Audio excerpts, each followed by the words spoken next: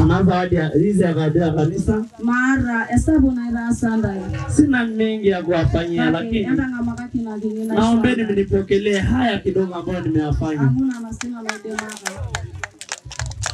Amu kagirosha iranena lenye na kanisa andao. Kwa sababu kanisa hili linamuumiza moyo sana. Madamuna balombe kisaishore ni nasa ihore ni msabona.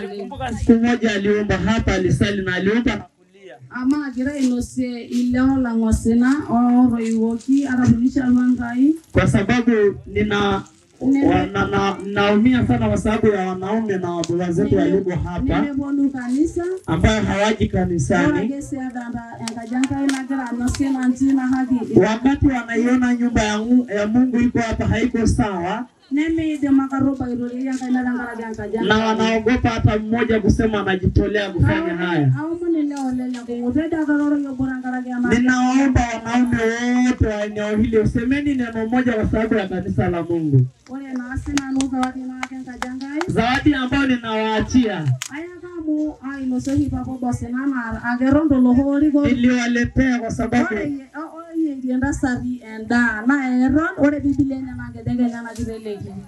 mzee mmoja ambaye nilimkuta kanisani anasali alinionea huruma sana. Katika kukaa anaikalia chini, Biblia anaiweka mguuni kwake. Kwa hiyo akasema nimeumia sana.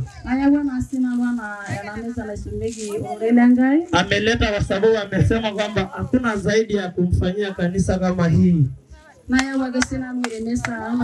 Ameleta meza kama madhabahu.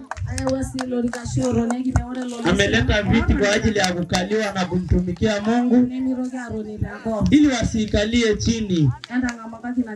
Ameileta membari pia kwa sababu ya Biblia ya mchungaji, ili na mimi wakati niko kwangu maombi yenu inanifikia. Ninawashukuru sana.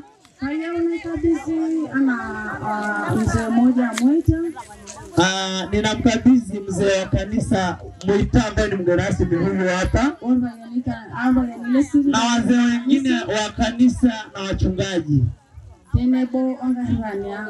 pamoja kwa wachungaji. Zawadi hii niliyowaletea msije mkaiharibu. Itengenezeni sehemu nzuri ili watoto wasiharibu. Basi nasema mwisho na bagira. Ni mwisho wake wa kufikia hapo. Mungu awabariki sana. Lakini mimi pia mwenyewe mzee wake.